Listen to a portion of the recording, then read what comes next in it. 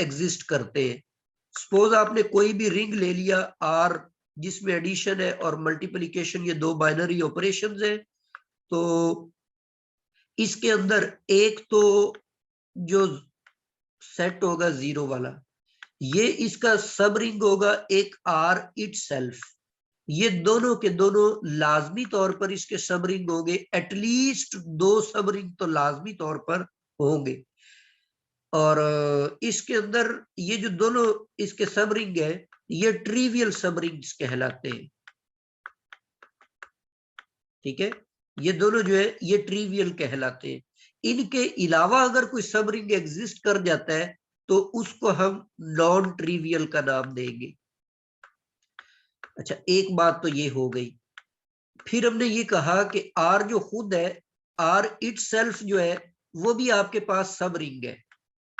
अगर आर के अलावा कोई और प्रॉपर सबसेट एग्जिस्ट कर जाता है जो कि सब रिंग हो, और ये प्रॉपर होना चाहिए, मतलब इसके आर के इक्वल नहीं होना चाहिए, तो इसको हम कहेंगे प्रॉपर सब रिंग।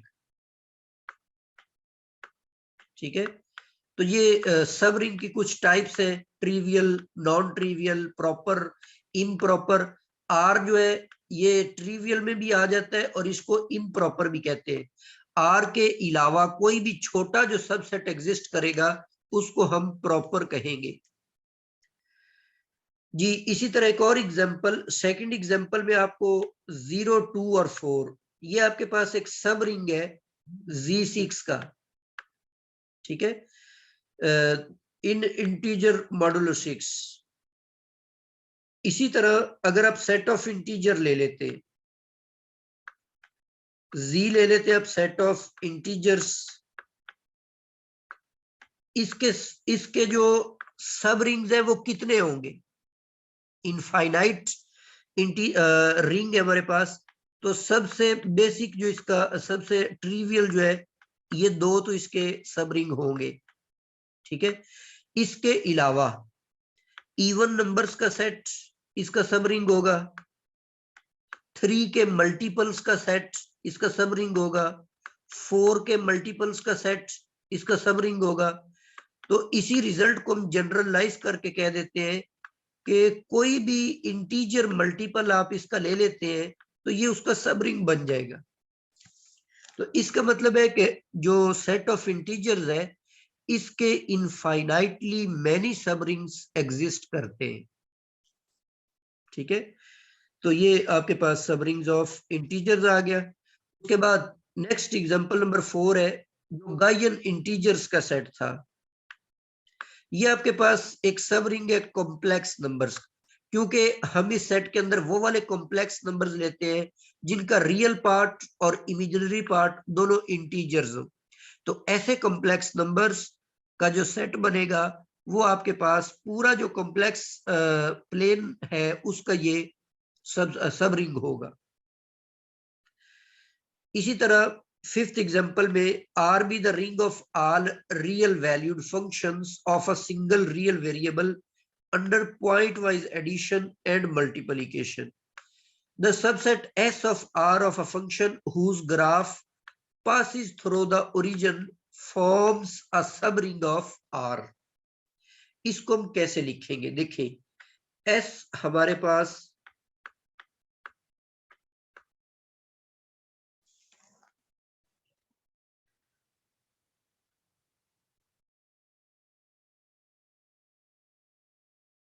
जी, एस हमारे पास एक ऐसा सेट है जिसके अंदर सारे के सारे फंक्शंस पड़े हुए हैं,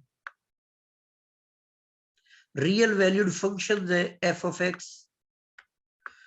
और इनके ऊपर कंडीशन ये है कि एफ ऑफ जीरो जो है ना, एफ ऑफ जीरो वो इज इक्वल टू जीरो है। इसका क्या मतलब है कि उस फंक्शन का जो ग्राफ है वो अगर ओरिजिन में से पास कर जाता है, अगर वो ओरिजिन में से पास करता है, इसका मतलब है ओरिजिन के ऊपर y भी जीरो होता है, x भी जीरो होता है। तो फंक्शन को तो हम यूं लिखते होते हैं y is equal to f of x, single variable जो फंक्शन होता है। अब अगर ओरिजिन में से इसका ग्राफ पास हो रहा है तो इसका मतलब है वहां पर तो y भी जीरो होता है और x भी जीरो होता है। तो इसका मतलब है कि इस सेट के अंदर पड़े हुए जितने भी फंक्शंस होंगे वो सारे के सारे इस कंडीशन को सेटिस्फाई करेंगे। अब इसको अगर आप सब रिंग प्रूफ करना चाहते हैं तो उसका तरीकेकार वही जो सब ग्रुप क्राइटेरिया, कि आपने प्रूफ सबसे पहले क्या प्रूफ करना है आपने, कि ये नॉन एम्प्टी है। अब नॉन एम्प्टी प्रूफ करने के लिए एटलीस्ट आपके पास एक एलिमेंट ऐसा मिल जाए जो ट्रिवियली इस कंडीशन को सेटिस्फाई करे। तो जो जीरो फंक्शन होता है, जीरो फंक्शन की डेफिनेशन ये होती है कि zero of x is equal to ऐसा फंक्शन जो किसी भी नंबर पर आपको जो आउटपुट है वो जीरो देता है। तो अब ये जाहिर बात है ये ओरिजिन में से लाजमी तौर पर पास होगा, क्योंकि एक्स की जगह पर अगर हम जीरो पुट करेंगे तो रिजल्ट तो हमारे पास जीरो ही आएगा। तो इसका मतलब है कि ये जो जीरो फंक्शन है जीरो ऑफ एक्स, ये तो लाजमी तौर पर बिलोंग कर जाएगा इस सेट एस को। अब आपने दो फंक्शन इसमें से पिक कर लिए, एफ और जी, ये दोनों बिलोंग कर रहे हैं एस में से। अगर ये दोनों एस में से बिलोंग करते हैं तो इसका मतलब ये होगा कि एफ ऑफ जीरो भी जीरो के बराबर है, क्योंकि एस के अंदर सारे वही फंक्शंस पड़े हुए हैं जो इस कंडीशन को सेटिस्फाई करते हैं। तो अगर एफ और जी आप इस सेट में से उठा रहे हैं तो इसका मतलब है वो दोनों इस कंडीशन को सेटिस्फाई कर जाएंगे। अच्छा, अगली बात हमने प्रूफ ये करनी है कि एफ माइनस जी जो है ये भी एस को बिलोंग कर जाता है। तो इसके लिए हमें क्या प्रूफ करना पड़ेगा कि इसकी आउटपुट अगर आप जीरो पर ले लेते हैं तो वो भी जीरो आ जाती है। तो इसको अप्लाई करें जीरो के ऊपर तो ये बन जाएगा एफ ऑफ जीरो और माइनस जी ऑफ जीरो। तो एफ ऑफ जीरो चूंकि आपके पास जीरो है और जी ऑफ जीरो भी जीरो है, जीरो माइनस जीरो जो होता है वो जीरो हो जाता है। तो इसका मतलब है कि ये जो फंक्शन आपने एफ माइनस जी लिया ये भी आपके पास ऐसा फंक्शन है जिसकी जो आउटपुट है वो हमारे पास जीरो आती है, तो इसीलिए ये बिलोंग कर जाएगा एस के अंदर। इसी तरह इनका जो प्रोडक्ट है उसको भी आप प्रूफ कर सकते हैं कि वो भी एस के अंदर बिलोंग कर जाते हैं।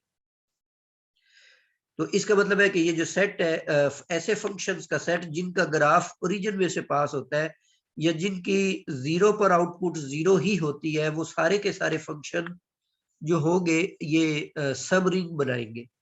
अच्छा, यहाँ पर एक बात क्लियर कर ले, देखे जैसे मिसाल के तौर पर फंक्शन मैंने लिया f of x is equal to x square plus 2। अब बताओ क्या ये फंक्शन इस सेट को बिलोंग कर जाएगा? बिल्कुल नहीं करेगा, क्योंकि अगर आप इसके अंदर जीरो पुट कर देते हैं तो जीरो पुट करने से यहाँ पर एक्स जीरो आ गया तो एफ ऑफ जीरो तो टू आ गया, एफ ऑफ जीरो जीरो तो ना आया, एफ ऑफ जीरो तो टू आ गया। तो इसका मतलब है कि ये फंक्शन जो है ये इसको बिलोंग नहीं करेगा। इसका मतलब है कि ये सारे के सारे ऐसे फंक्शंस होंगे जिनकी ये कांस्टेंट टर्म जो है वो जीरो होगी, मतलब उनमें कांस्टेंट टर्म मौजूद नहीं होगी। जी, ये किसी भी फंक्शन को चेक करने का तरीका हो गया कि वो इस सेट को बिलोंग करता है या नहीं। नेक्स्ट आपके पास एग्जांपल नंबर 6 है, जिसके अंदर मैंने एक सेट लिया हुआ है, इसको एस का नाम हम दे लेते हैं कि ये एस बराबर है जिसका डायगोनल एंट्रीज है सिर्फ। In other words 2x2 square matrices में जो डायगोनल मैट्रिसेस होती है वो सारी की सारी मैंने इस सेट के अंदर ली हुई है।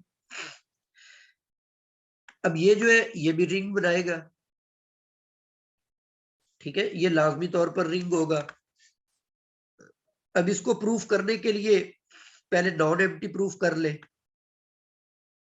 अब ये जो यूनिट मैट्रिक्स होती है ये भी डायगोनल मैट्रिक्स तो होती है, ठीक है। तो और ये अब इसकी शेप जो है वो इस शक्ल की बन गई, तो इसका मतलब है ये तो लाजमी तौर पर इस सेट में होगी। तो इसका मतलब ये बना कि एस जो है ये कम से कम नॉन एम्प्टी सेट है, इसके अंदर कुछ ना कुछ लाजमी पड़ा हुआ है। अब इसको अगर आप प्रूफ करना चाहते हैं तो इसके अंदर से दो एलिमेंट्स उठा ले, ए जीरो और बी, और दूसरे एलिमेंट मैं सपोज कर लेता हूं कि एक्स और जीरो है और जीरो और बी है। ये दोनों मैंने पिक कर लिए एस में से, बिलोंग्स टू एस। अब अगर इनका डिफरेंस लेते हैं तो वो बन जाएगा ए माइनस एक्स जीरो, और जीरो यहां पे आ जाएगा और बी माइनस वाई आ जाएगा। ये यहाँ पर मैंने बी नहीं वाई लिया हुआ है, तो ये बी माइनस वाई आ जाएगा। अब ये भी एक डायगोनल मैट्रिक्स बना, इसीलिए ये भी बिलोंग कर जाएगा एस को। तो इससे जो पहली प्रॉपर्टी है वो आपकी फुलफिल हो गई। इसी तरह अगर आप इनको मल्टीप्लाई कर देते हैं, ए 0 और 0 बी है, मैट्रिक्स फर्स्ट मैट्रिक्स ये है, और सेकंड जो मैंने चूज किया है वो आपके पास है x 0 और 0 y। जी, इनको अगर हम मल्टीप्लाई कर देते हैं तो देखिए ये फर्स्ट रो फर्स्ट कॉलम से मल्टीप्लाई होगी तो वो आपके पास ax बन जाएगा। फिर ये फर्स्ट जो है रो सेकंड कॉलम से मल्टीप्लाई होगी, 0 आ जाएगा। फिर सेकंड रो फर्स्ट से मल्टीप्लाई करके 0, और फिर सेकंड सेकंड से मल्टीप्लाई होकर बी वाई बन जाएगा। ये भी एक डायगोनल मैट्रिक्स बनी जो कि बिलोंग कर जाएगी इस सेट एस को। thus it proves that this set is subring of set of matrices। Seventh example आपके पास है, ये मैंने क्वार्टिनियंस का सेट लिया और इसके जो कोफिशिएंट्स है ए बी सी और डी, इनके ऊपर मैंने कंडीशन लगा दी है कि ये इधर आर के बजाय जी लिख ले कि ये इंटीजर्स है ये।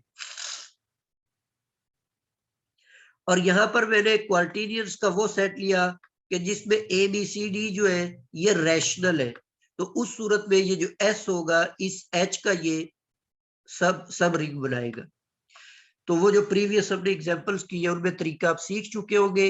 इसमें से कोई दो एलिमेंट्स पिक करें और उनका डिफरेंस भी चेक कर ले और बाकी चीजें जो है प्रोडक्ट भी उनका चेक कर ले तो वो इसको बिलोंग कर जाएगा। तो ये जो है ये सब रिंग प्रूफ हो जाएगा।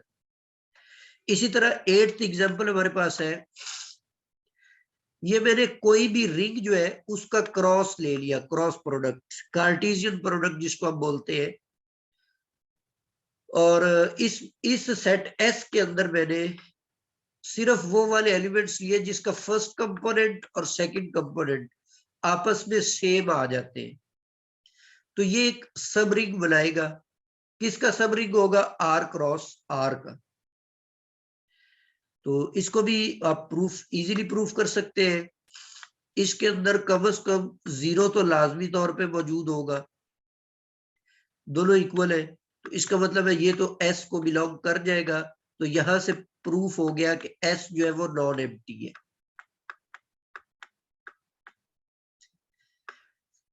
अब आपने इसमें से दो एलिमेंट्स पिक करने हैं, एक में ले लेता हूं ए जो भी आपने ऑर्डर पेयर लेना है उसमें दोनों एलिमेंट्स सेम होंगे।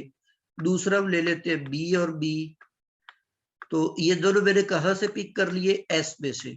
अब इनका जो डिफरेंस आप लेंगे ए और वो बन जाएगा ए माइनस बी और ए माइनस बी। तो ये जो ऑर्डर पेयर बना है इसके भी दोनों कोऑर्डिनेट्स सेम है, तो इसलिए ये भी बिलोंग कर जाएगा एस को। इसी तरह इनका प्रोडक्ट करेंगे तो वो बन जाएगा ए बी और कॉमा ए बी, तो ये दोनों भी कोऑर्डिनेट सेम है, इसलिए ये भी बिलोंग कर जाएगा एस को। दस एस इज सब ग्रुप। सब ग्रुप की एक नोटेशन भी होती है, सब रिंग सॉरी, उसकी ये नोटेशन हम यूज कर लेते हैं आमतौर पे, S is sub ring of R, R cross R. जो कार्टेशियन प्रोडक्ट रिंग्स का वो भी रिंग होता है, तो ये उसका प्रोडक्ट सब रिंग होगा। जी, इसी तरह ये आपके पास 9th एग्जांपल है कि ए प्लस बी बी, मतलब जो आपने डायगोनल में एंट्रीज ली है, तो जो सेकेंडरी डायगोनल है इनमें इन दोनों एंट्रीज का सम आपने लेना है। तो ये जो है ये मैट्रिसेस का जो सेट है इंटीजर एंट्रीज के साथ, ये उसका सब रिंग नहीं बनाता। उसकी वजह ये है कि कुलैयर प्रॉपर्टी जो है विद रिस्पेक्ट टू मल्टीप्लिकेशन ये होल्ड ही नहीं करती। मिसाल इसकी हम ले लेते हैं, जैसे अगर हम एक रिंग लेते हैं जिसके डायगोनल एंट्रीज है 1 1, तो इन दोनों को जमा कर दे तो इधर 2 आ जाएगा और इधर जमा कर दे तो 2। एक एलिमेंट तो ये मैंने एस में से उठा लिया। दूसरा एलिमेंट अगर मैं यहाँ पर 2 लेता हूं, इधर मैं ले लेता हूं -1, तो अब इसका सम इधर 1 आ जाएगा और इधर भी 1 आ जाएगा। अब इन दोनों को अगर आप मल्टीप्लाई कर देते हैं तो मल्टीप्लाई करने से देखिए क्या बनता है, फर्स्ट रो को फर्स्ट कॉलम से मल्टीप्लाई करने से 2 + 2 इधर 4 आ जाएगा। फिर फर्स्ट को सेकंड कॉलम से मल्टीप्लाई करें, 1 1 इज द 1 और -2, ये इधर -1 आ जाएगा। फिर सेकंड रो को मल्टीप्लाई करते हैं, 2 2 इज द 4, 1 1 इज द 1, ये 5 आ जाएगा। और फिर इसको सेकंड से करेंगे तो वो आपके पास 1 आ जाएगा। अब देखिए जो डायगोनल एंट्रीज है वो है 4 और 1, इन दोनों का सम बनता है 5। तो इधर तो 5 ठीक है, लेकिन यहाँ पे तो 5 नहीं लिखा हुआ, इसका मतलब है कि this element does not belong to S. तो मल्टीप्लिकेशन के लिहाज से ये जो सेट है ये क्लोज नहीं है, ठीक है। 10th एग्जाम्पल जो है इसके अंदर एक सेट दिया हुआ है, इसको आप चेक कीजिएगा, ये इसका सबरिंग बनाएगा।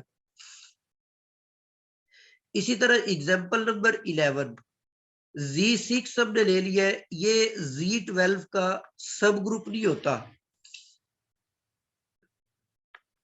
हालांकि Z6 को अगर आप लिखे तो इसके अंदर जो एंट्रीज बन जाएगी वो सारी ये बनेगी, 0 आ जाएगा, 1 आ जाएगा, 2 आएगा और 3 भी होगा, 4 भी आएगा और 5 तक सारी एंट्रीज आ जाएगी। और Z12 को अगर आप लिखे तो ये आपके पास 0 से लेकर 11 तक एलिमेंट्स बन जाते हैं, 0 1 और 2 अप टू 11 तक। अब देखने से तो ऐसा लगता है कि ये Z6 इस Z12 का सबसेट है, लेकिन ऐसे नहीं है, क्योंकि ये जो Z6 के एलिमेंट्स है ये बेसिकली रेजिड्यू क्लासेस होती है जो मॉड 6 के अंडर होती है। मतलब इसमें जब आप रिमाइंडर लेते हैं तो 6 से डिवाइड करके लेते हैं, जबकि Z12 के अंदर वो सारी रेजिड्यू क्लासेस है जिनमें हम रिमाइंडर लेंगे 12 से डिवाइड करके। तो मतलब यहाँ पर मैंने रीजन ये लिखी है, because addition with mod 6 and addition with mod 12 ये सेम नहीं है। उसकी एग्जांपल देखें, जैसे हम 2 और 4 को ऐड करते हैं मॉड 6 में, तो 2 और 4 का सम बनता है 6, 6 को 6 पर डिवाइड करेंगे, वो डिवाइड होकर रिमाइंडर 0 आ जाएगा। लेकिन जब हम इसको मॉड 12 में करेंगे तो 2 + 4 वो तो 6 के बराबर होता है। तो अब 2 और 4 का रिजल्ट जो है वो दोनों ऑपरेशंस के लिहाज से सेम नहीं है। इसका मतलब है कि जब हमने सब रिंग की डेफिनेशन पढ़ी वहां पर हमने ये कहा कि एस जो है वो रिंग हो विद सेम ऑपरेशन, उनका ऑपरेशन सेम होना चाहिए। यहाँ पर ऑपरेशन ही सेम नहीं है, इसी वजह से ये इसका सब रिंग नहीं होगा।